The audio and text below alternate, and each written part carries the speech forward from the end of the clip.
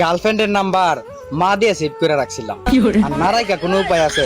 কারণ আমার যে বন্ধু বান্ধব তারা অবশ্যই আমার মোবাইল থেকে আমার গার্লফ্রেন্ডের নাম্বার নিয়ে যাইবো, নিয়ে অবশ্যই কল করবো। এই কারণে তাদের বইয়ে আমি গার্লফ্রেন্ডের নাম্বার মা দিয়ে সেভ করে রাখছি।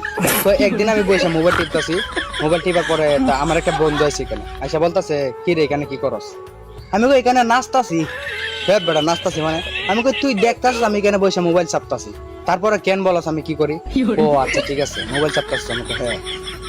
তখন আমার বন্ধুর মতলব দিয়ে বিষয় একটা ভালো না। সে বলতাছে, বন্ধু কয়েকবার তোদের বাড়িতে গেছিলাম না? আমি কহ গেছিলি। তোর মা আমাদেরকে যে একটা আদর করছে রে, নিজে হাতে রান্না করে খাওয়াইছে। তোর মারে অনেক ভালোবাসি রে, তোর মা আমাদের নিজের সন্তানের মতন মানে আদর করে। তখন মানে এই কথা বলার পরে আমি তো পুরো জাকি ধরছি। আমি এত মতলব বিষয় একটা ভালো না। আমি তাড়াতাড়ি আমার মোবাইলটা পকেটে ঢুকাইছি।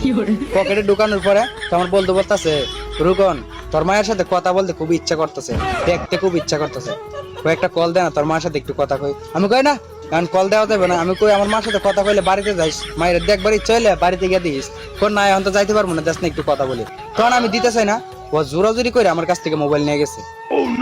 মোবাইল নিয়ে আমার মোবাইলে ব্যালেন্স ছিল না, আমার মোবাইল থেকে নাম্বার নিয়ে, এর মোবাইলের নাম্বার নিয়ে ফোন মারছে।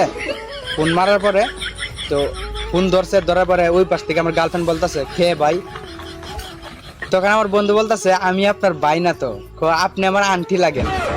তখন আমার গার্লফ্রেন্ড বলতেছে, কি বলতেছেন সব আন্টি মানে?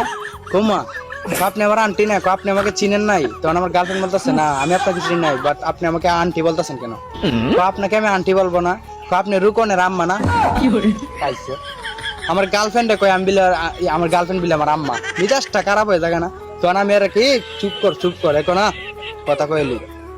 তখন বলতেছে, আপনি রুকনের আম্মা না? তখন আমার গার্লফ্রেন্ড বলতেছে, এই সব কি বলছে? আমি রুকনের আম্মা মানে? রুকন চিকে তো নাম্বারটা নিছি। তখন আমার গার্লফ্রেন্ড বলে, সত্যি? হ্যাঁ। রুকন কি বলছে আমাকে আম্মা বলতে? আম্মা আপনি রুকনের আম্মা লাগেন? আমি তো জানি আপনি আমার আন্টি, আপনি রুকনের আম্মা। তখন আমার গার্লফ্রেন্ড বলতেছে, এখানে কি রুকন আছে? হ্যাঁ রুকন তো আছে, থাকবে না কেন? তখন আমার বন্ধু বলে, আন্টি আপনি ভালো আছেননি? তখন আমার গার্লফ্রেন্ড বলে, তোর ভালোর গোষ্ঠী মারে আগে রুকনের কাছে দে। তখন আমার বন্ধু বলতেছে, কিরে তোর মা এক তো রাগা গেল। আর একটা কথা, মোবাইলটা দূরে নিয়ে বলতেছে, তোর মার কোনটা এত চিকন করে মেয়েদের মতো? আমি কই তোর জুতা দিয়ে বাইরে এমন।